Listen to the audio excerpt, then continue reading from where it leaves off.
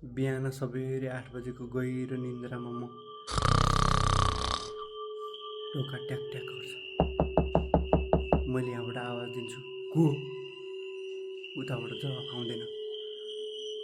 मैले उठेर ढोका खोलेँ। एकजना स्त्रीलाई देखेँ। स्त्रीको हातमा यो झोला थियो। मैले भने, के हो यो? उहाँले नम्र स्वरमा आवाज दिनुभयो, लौ यो पकाएर खाऊ। म आश्चर्यमा परेँ, के रहेछ यस्तो?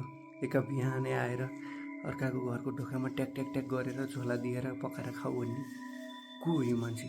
किन यस्तो गरेको? म सोच्दै बसिरहेँ।